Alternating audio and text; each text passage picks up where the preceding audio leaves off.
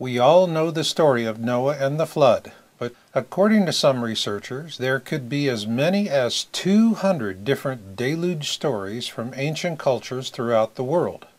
So this begs the obvious question. In terms of science, what single causality could yield such a global diversity of deluge stories? For that, we look back to 1940, when a Chilean astronomer by the name of Carlos Ferrada first postulated an explanation that accounts for all of these deluge stories. An explanation based on two objects.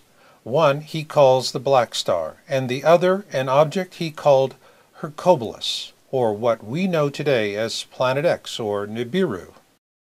According to Ferrada, Hercules is a large comet planet charged with cosmic energy in an elliptical orbit between the two suns of our own solar system, Sol and its smaller, dark twin, Nemesis. A man of great intellect and insight, Ferrada tells us that this object does not follow established celestial laws, which in turn explains its bizarre behaviors.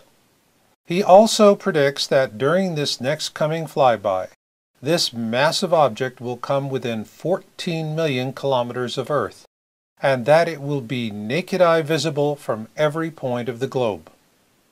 Yes, we will all see it and we will photograph it. But when will we all come to believe our own eyes? Well, that might be quite another thing. Hopefully, it will be in time for us to find safety from the coming cataclysm. And what shall that be? It will be a horrific event predicted by Edgar Cayce, a great American psychic known as the Sleeping Prophet. A pole shift. And so, what would the celestial mechanics of such an event look like? It would look like the one that haunted Ferrada in this 1999 interview late in his life. There are so many things which is unfortunate. Mankind is not ready. The change comes. The destruction comes.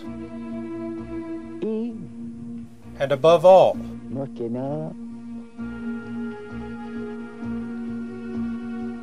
will affect humanity in its existence, in its production, and in its own substance.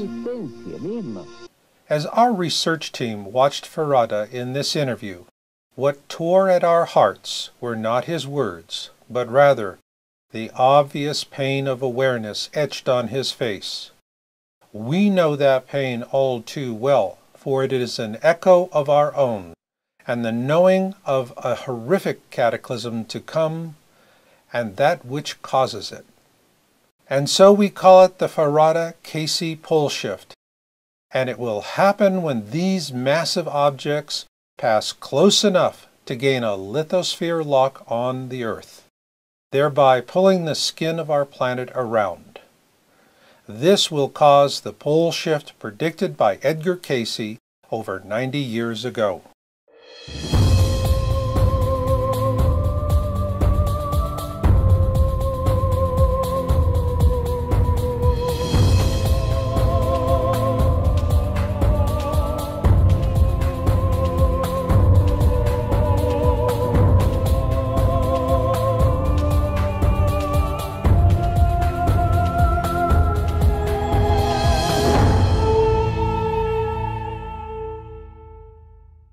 Carlos Ferrada first began talking about Hercules, or what we call Planet X, Nibiru, in 1940.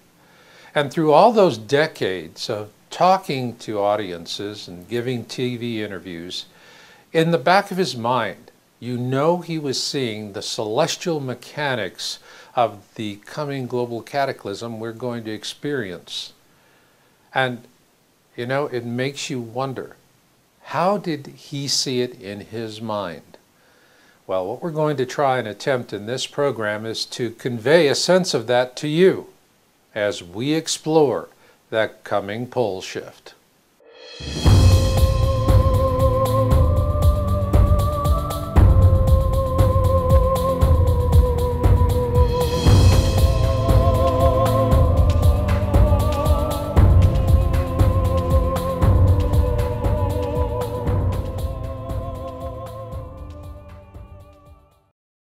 In this program, we're going to take you into the future to show you a cataclysm that means, well, frankly, the end of life as we know it.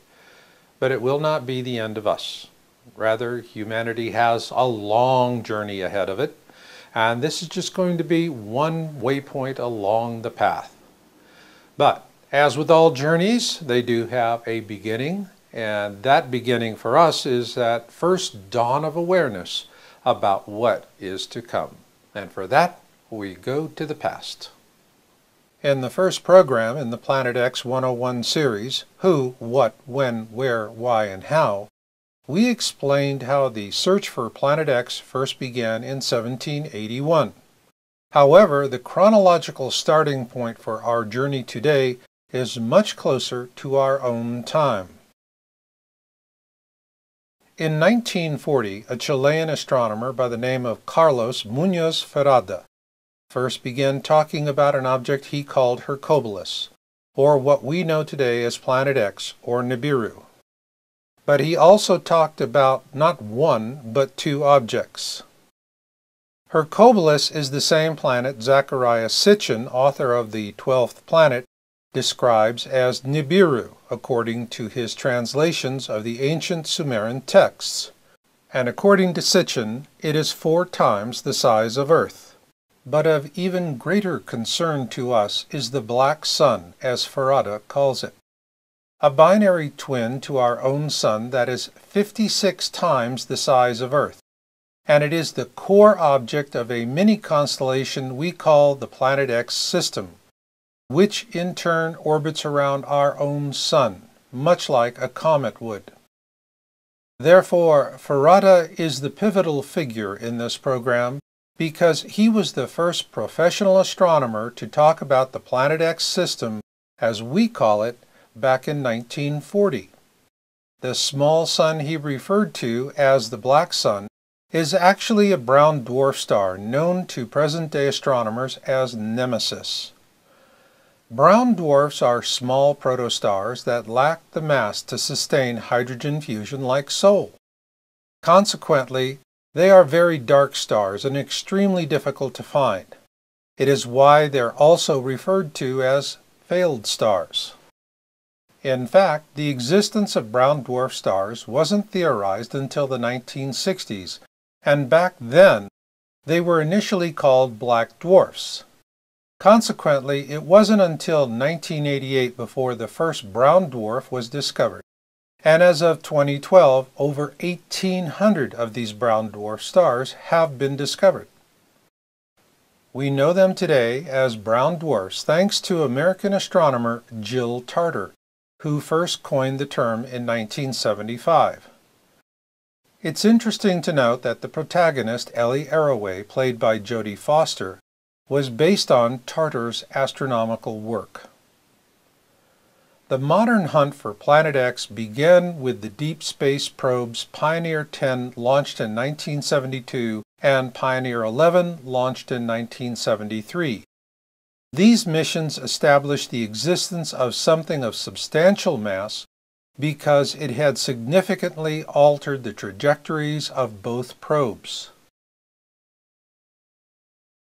In 1983, the Infrared Astronomical Satellite, IRAS, was launched to image that mass. According to NASA, IRAS failed before the mission could be completed.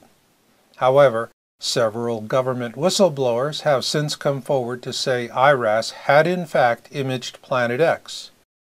It is also important to know that the disclosures of these whistleblowers are consistent with the news accounts of that time. Most notable was a New York Times article published on January 30th, 1983, which states, "More credence was given to the hypothesis that a brown dwarf accounts for the mysterious force. Moreover, a brown dwarf in the neighborhood might not reflect enough light to be seen far away, said Dr. John Anderson of the Jet Propulsion Laboratory in Pasadena, California. Keep that name in mind as we move forward to 1988. This is a 2013 capture of Dr. John Anderson's NASA bio page. So what we know about this astronomer is that he does indeed work for NASA, and that he has been following the topic of Planet X for years. Frankly, he's in a league of his own as the last of the honest NASA astronomers to come forward on this topic. In a June 14, 1988 interview with the Victoria Advocate titled Pioneer 10 Still Searching, Anderson is directly quoted as saying, "We have a 90 to 99% confidence that Uranus and Neptune are being disturbed, and by one candidate for that is a single Planet X." Sourced from the Google News service, Yowza.com first published this Victoria Advocate interview with Dr. Anderson on March 18, 2012, in an article titled "The Planet X Cover-Up in the Mainstream Media." Immediately after publication of that article, the entire Victoria Advocate edition for that day was removed from the Google News Service site. No doubt, our tax dollars at work once again. Redactions aside, 1988 was still a bellwether year for Planet X research, thanks to the efforts of Dr. Robert S. Harrington, chief astronomer for the United States Naval Observatory, because in October of that year he published a paper titled "The Location of Planet X." And here you see Dr. Harrington being interviewed by Zecharia Sitchin, author of The 12th Planet, for a network documentary. In that interview, Dr. Harrington showed Sitchin an orbital diagram for Planet X. Interestingly enough, in this illustration created by Dr. Harrington, we see the description, orbit of Nibiru. The very same planet that Sitchin maintains exists according to his translation of the ancient Sumerian texts. It is likewise noteworthy that Harrington commissioned the construction of a special telescope for a Planet X sky survey, which was conducted in 1991 at the Black Birch Observatory in New Zealand. Those observations were based on Harrington's calculations, and the films were delivered directly to NASA and never seen again. And in a manner of speaking, neither was Harrington. As reported in our Yowza.com article, Planet X and the Mysterious Death of Dr. Robert Harrington, this courageous astronomer died on January 23, 1993, from a rapid onset of esophageal cancer. Many believed he was assassinated, as do we. Today, NASA has replaced the Planet X research of men like Anderson and Harrington with a Planet X debunker by the name of David Morrison, a man who maintains that Planet X does not exist and who never misses an opportunity to humiliate anyone with an interest in the topic. So, in response to David Morrison, I offer my first Planet X article published in January 2002 as way of introducing a pithy insight from the man who helped me to write that article. He was Dr. Brian Geoffrey Marsden, and at that time he was a senior astronomer at the Smithsonian Astrophysical Observatory. Regrettably, he passed away in 2010, and to honor his memory, I believe something he once told me is the best way to respond to David Morrison. The failure to observe an object only means that you have failed to observe the object. It should be noted that following the mysterious death of astronomer Robert Harrington in 1993, the Planet X topic went dark in the mainstream media because it had become a death topic. And with that, we now take a big step forward to the year 2006. On April 26, 2006, Yowza.com was the first to break the story on the South Pole Telescope in terms of Planet X. The SPT, as it is commonly referred to as, is a 10-meter diameter telescope located at the Amundsen-Scott South Pole Station in Antarctica. Simply put, it is the ideal infrared telescope for observing anything rising up from the southern skies, like the Planet X system and its brown dwarf. The official reasons given for constructing this telescope in the most inhospitable region of the world sound noble, but in fact do not justify the expense. The Amundsen-Scott South Pole Station is only accessible by way of specially modified C-130 aircraft. Consequently, flying in the telescope and its support building was a Herculean effort.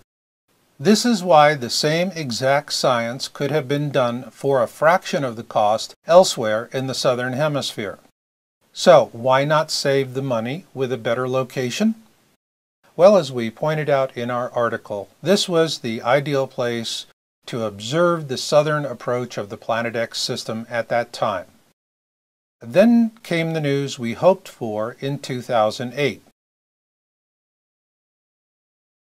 A whistleblower posted Planet X images taken with the SPT on YouTube under the name Nibiru Shock 2012. Here you see the images he posted in his video that were captured by the SPT in January 2008. What is clearly obvious here is that we are looking at a mini constellation and not a single object. So let's take an enhanced look at these images. What we see is the strong infrared signature of a brown dwarf star, and between 5 to 7 planets in orbit around it, depending on how you define a planet. In this close-up provided by Nibiru Shock 2012, he also points out that the brown dwarf has a tail.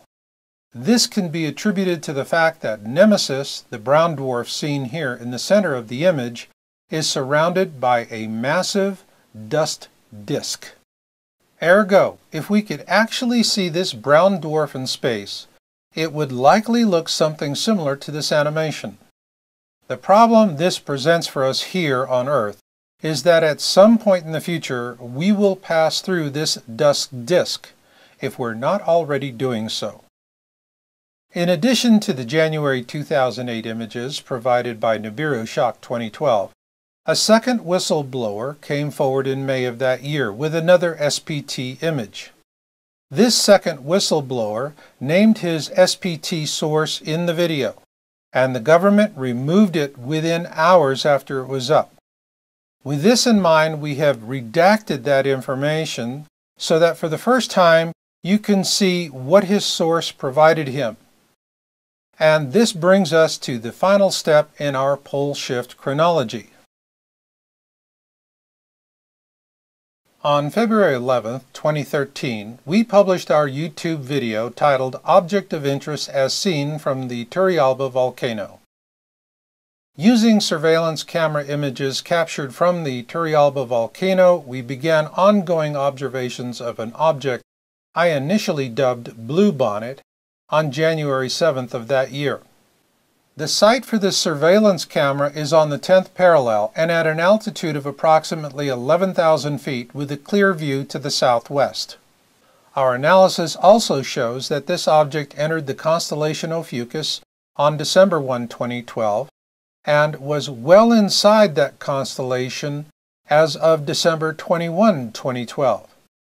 This means that the prophecy of Nostradamus for this object was in fact fulfilled exactly as predicted. Bluebonnet, as we first called it, is near the Sun, and so with all objects near to the Sun, it can only be observed before sunrise or before sunset. Also note, we eliminated all of the expected explanations for this object, such as it being the planet Venus, which it is not. In fact, this is not a catalogued object, and it has been observed from this location with not one, but with 3 uniquely different camera systems since early 2010. Having captured literally hundreds of images of this object ourselves, we began to wonder if Bluebonnet, as we called it, was actually Nibiru, the outermost orbital of the Planet X system. Well, we got an answer. On July 12, 2013, a video titled "A Cyclical Storm Brews" was posted by the 00 Skyview team. This highly capable group of amateur astronomers confirmed our suspicion that we had in fact been observing Nibiru all this time.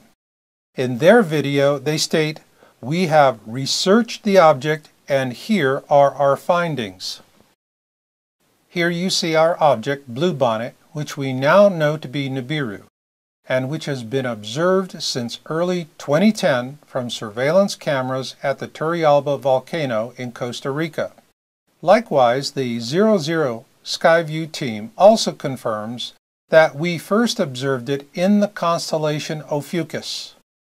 According to their findings, Nibiru, or Bluebonnet if you will, is the outermost orbital of the Planet X system.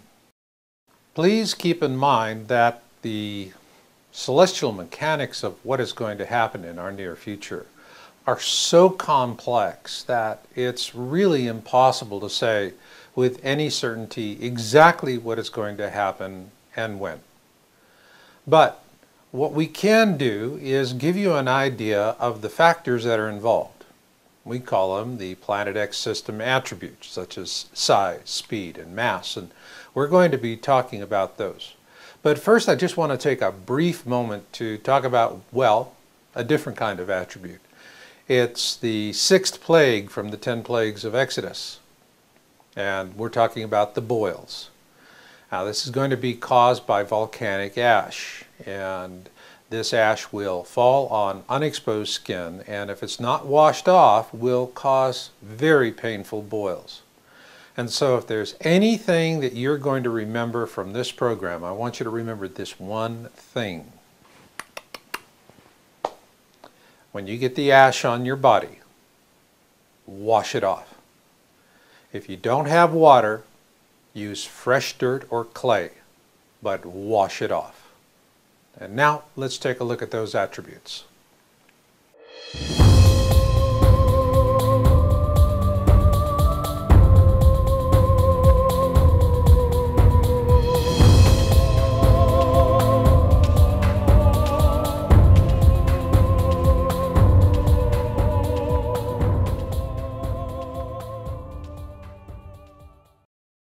In the opening of this program, we had a feature piece on Carlos Ferrada, and when I watched that for the first time, it really tore me up, because as a Planet X researcher, I could see in my mind what he was seeing and in his mind, and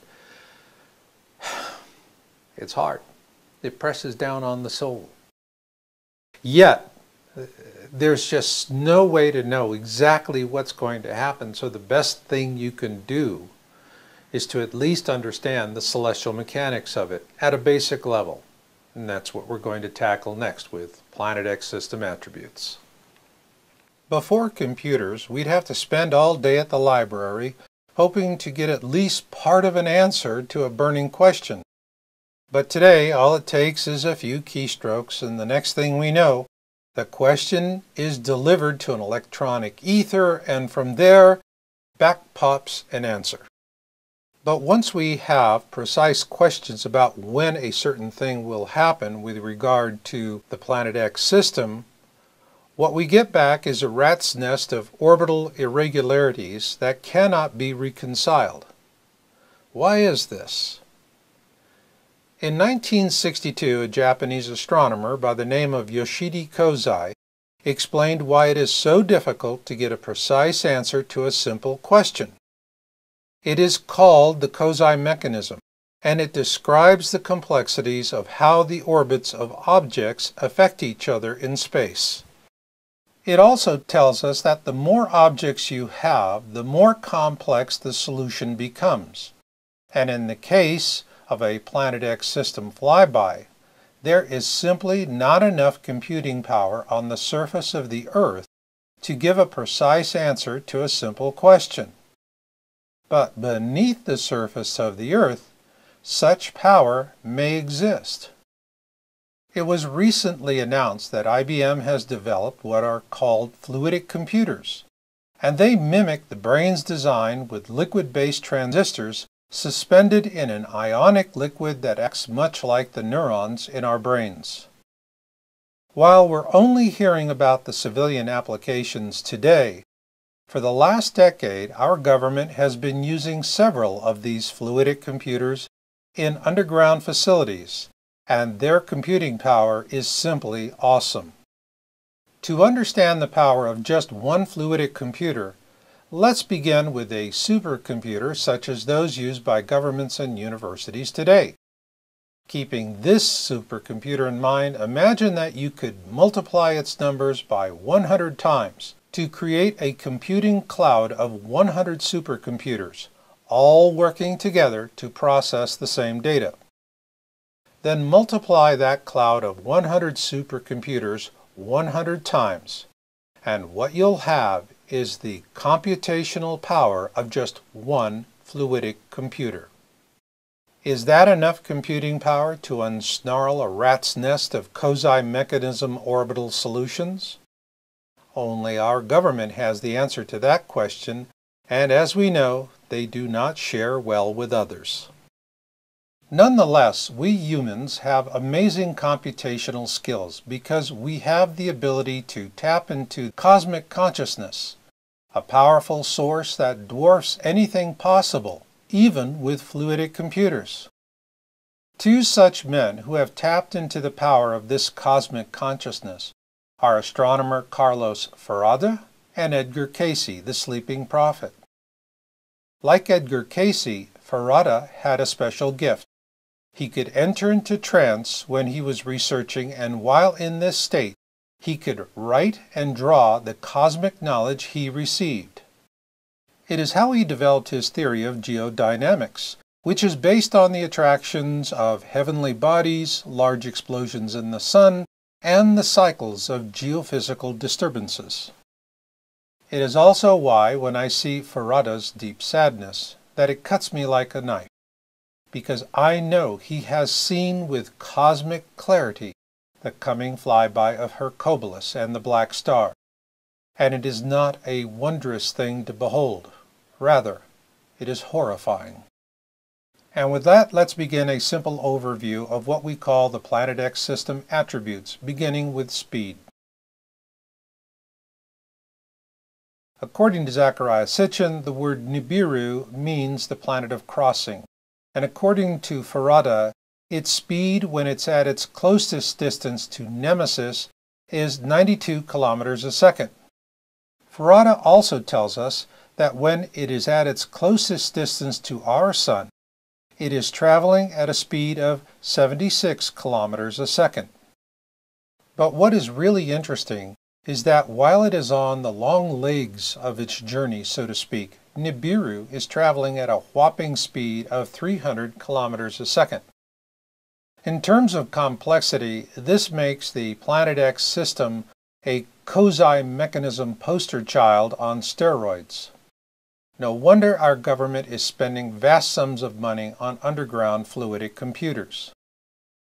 Meanwhile, what will those of us on the surface see as Nibiru moves along its orbital path? Well, that depends if it's coming or going in its orbit relative to us. Astronomers use the term blue shift to describe what we're seeing when an object is coming towards us. With blue shift, the light waves are compressed, and so the object appears bluish to us. Conversely, when an object is going away from you, it appears reddish because the light waves become elongated. Ergo, when it's coming at us, it's blue, and when it's going away, it's red. In this January 23, 2014 image of Nibiru, captured with the third camera system installed at the Turrialba volcano in Costa Rica, one cannot help but wonder if we are seeing Nibiru turning back in its orbit around Nemesis. No doubt we will see more cycles of blue shift and red shift before this flyby of the Planet X system through the core of our own inner system is over, which also explains the ancient Hopi prophecy called the Blue Kachina prophecy. The Blue Kachina prophecy tells us that we will see a blue object in the sky which will be a harbinger of trouble. Following that, we will see a red Kachina and it will cause a great suffering for us. The Hopi assure us that this happened before and that it will happen again. This now brings us to the attribute of size. We live on Earth, and so it is natural that we humans have an Earth-centric view of the cosmos. Consequently, when it comes to long distances in space, the core measurement is called an astronomical unit, which is roughly the distance from the Earth to the Sun. For this reason, we'll likewise use an Earth-centric model to define the sizes of Nibiru and Nemesis. According to Zechariah Sitchin's translations of the ancient Sumerian texts, Nibiru is the size of 4 Earths. And according to Carlos Ferrada, the Nemesis brown dwarf he calls the Black Star is the size of 55.5 Earths. Granted, when it comes to fishing and sex, size matters. However, when it comes to the impending pole shift, it's all about mass.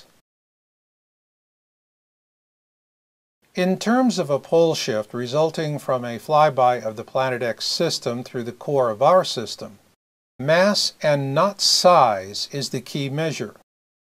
In his book, The Time Machine, author H.G. Wells presents a scenario in which our moon is fractured as the result of reckless mining and construction techniques. The result is that humanity is also fractured into the peaceful Eloi and the monstrous Morlocks who feed upon them. This is a very real scenario because of something called tidal force. To put this in context, imagine that the moon was to suddenly disappear, in which case the entire surface of the Earth would collapse approximately 18 inches. No doubt, that would most likely result in an extinction level event for humanity. So in terms of a pole shift event, where the gravitational force of Nibiru and Nemesis gain a lithosphere lock on our planet, these forces will pull the skin of our planet around. Again, size doesn't matter. Rather, the pole shift force will equal mass plus distance. With this in mind, our best estimates for mass are as follows. We give Harrington's Planet X 2 to 3 Earth masses. For Nemesis, we place that at 24,726 Earth masses, and that's no lightweight.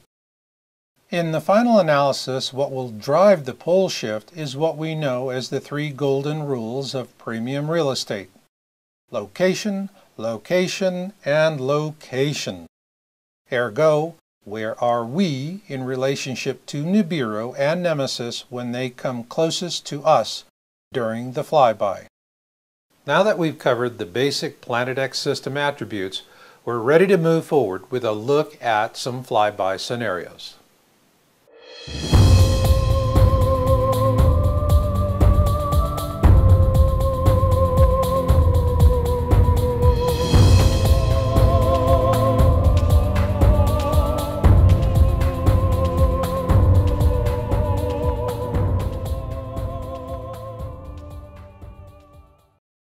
Next up, we're going to present 3 different Planet X system flyby scenarios. Please note, these are not predictions. Also note that what does apply here are the 3 golden rules of premium real estate. Location, location, location. Where are we in relation to it as it is coming around the sun? Now, to help put that in context, we're going to first explore a concept called catastrophism. In my book, Crossing the Cusp, Surviving the Edgar Cayce Pole Shift, I present an explanation of how life evolved on this planet. It's called catastrophism, and it predates what we currently teach, which is Darwinism. Like creationism, catastrophism tells us that the cycle of evolution goes through long periods of quiescence, punctuated by brief moments of extreme violence which reorder life on the planet. Catastrophism, like Darwinism, is based on data, whereas creationism is based on belief.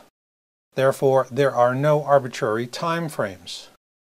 This is because Darwinism and catastrophism are based on a deep time understanding of the evolution of life on our planet. And what we are about to encounter will be one of those brief moments of extreme violence that reorders life on our planet. But in our first scenario, we're just not going to reorder life on a planet, we're going to destroy it. Phaeton is a hypothetical planet. What happened to Phaeton was a catastrophic event that tore the planet apart, sending its fragments flying out into space. These fragments then became the asteroid belt that now exists between the orbits of Mars and Jupiter. So, our first Planet X system flyby scenario will be a Phaeton event.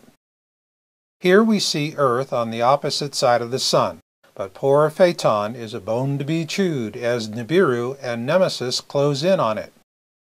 This, we postulate, was the destructive force that tore poor Phaeton apart.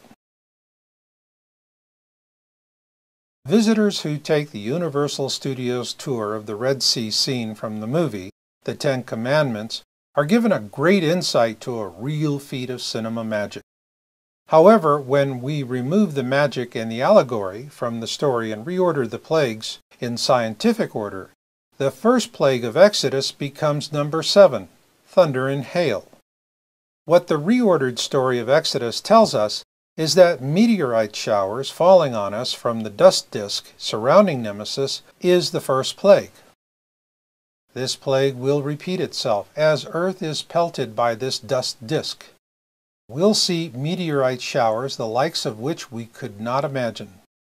The damage of these meteorites will be substantial and long-lasting because they'll contain something called schrebersite, a deadly combination of iron, nickel, and phosphorus only found in meteoric iron.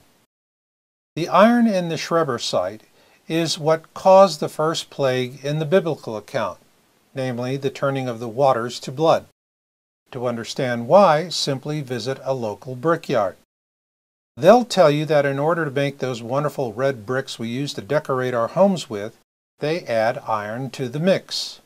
This is why the iron in the schrebersite will once again turn our waters to the color of blood, and it will result in a dramatic reduction in potable drinking water for all of us. Meanwhile, the phosphorus in the schrebersite, plus warmer surface temperatures, such as those we're already seeing these days, will trigger huge blooms of blue-green algae. These algae blooms will generate vast amounts of microcystin, which is highly toxic and can kill plants, animals, and humans. And here in our illustration of the Exodus scenario, we find Earth on the opposite side of the Sun, just as it was during the Phaeton event scenario, with one notable exception. This time, there is no Phaeton. So, what we've seen with these first two scenarios is that Earth was fortunate enough to be on the other side of the Sun during this final stage of the Planet X system flyby. So, what happens if we are not so lucky the next time? In a 2008 Project Camelot interview, government whistleblower Bob Dean announced that our worst fears would be realized during this coming flyby. That Earth would be on the wrong side of the Sun as the Planet X system began its downward track back into the furthest reaches of our solar system.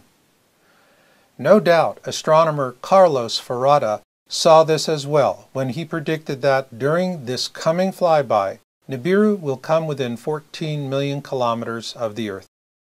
Consequently, the pole shift, as envisioned by Carlos Ferrada and predicted by Edgar Cayce, will happen for the very reason given by whistleblower Bob Dean, that Earth is just simply going to be at the wrong place and at the wrong time, and so it will be a real tribulation for humankind.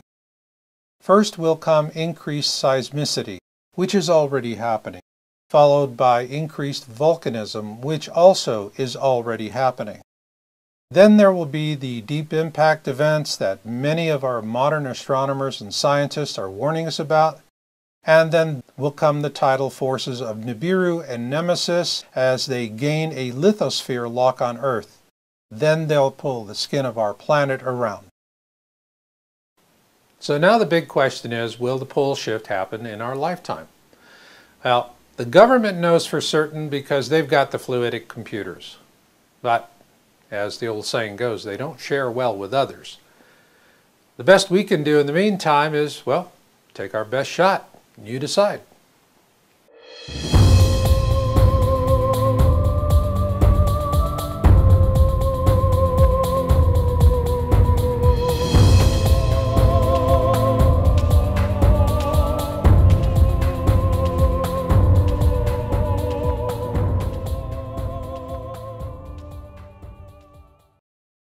Novelist Ray Bradbury put it most eloquently when he said, "Something wicked this way comes." So then the issue is, by what route, or trajectory if you will. We're going to look at that next. But also we're going to look at something I call the backside. Whenever I do a podcast or a video, I always close with, "And this is Marshall, and I'll see you on the backside." So what is the backside? Well, it's when we see blue skies once again. So let's get started.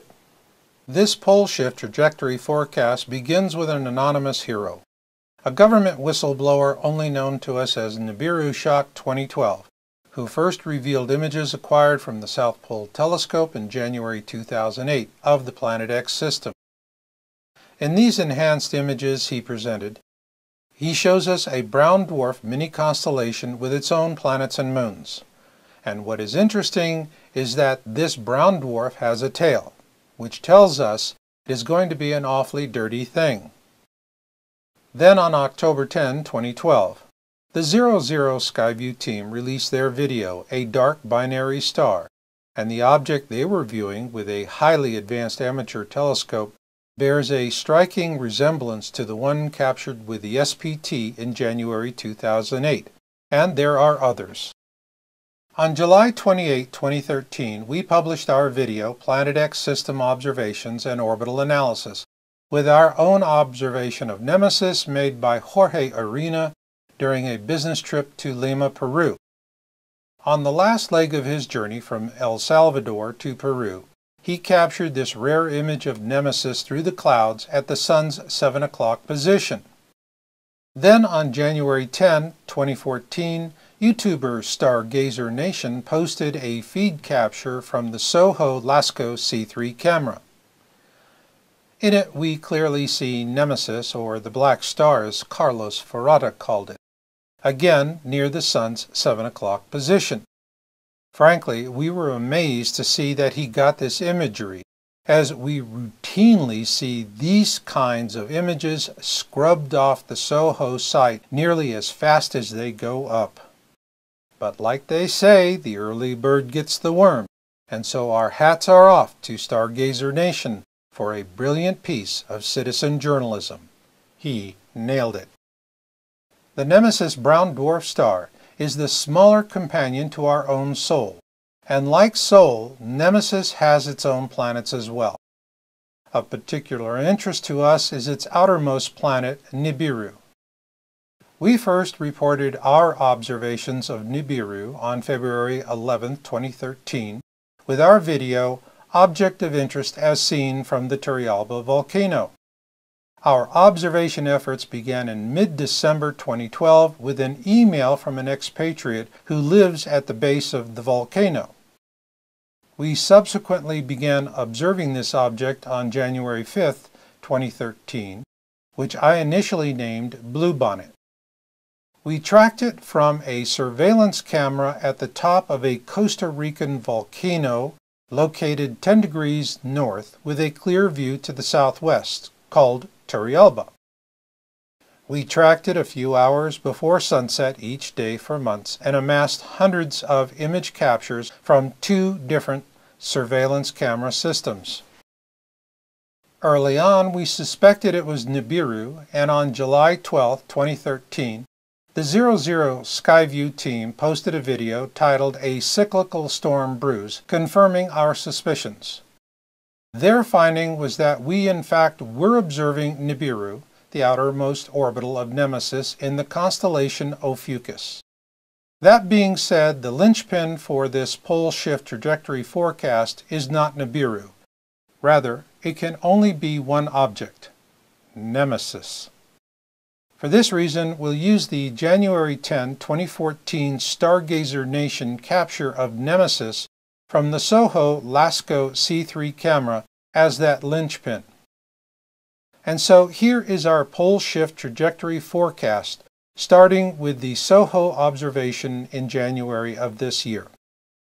Here we see Nemesis and Nibiru in conjunction with Earth on the opposite side of the Sun, with Nemesis just below the ecliptic and Nibiru just above.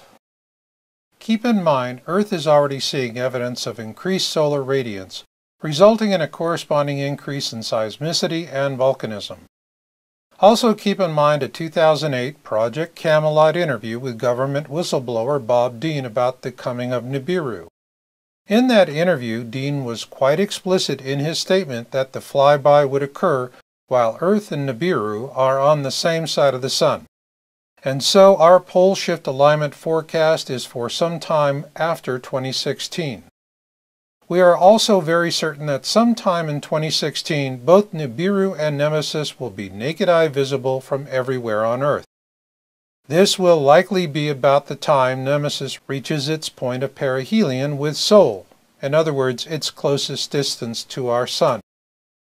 The pole shift event will occur when Nemesis crosses the ecliptic on its outward leg to the furthest reaches of our solar system.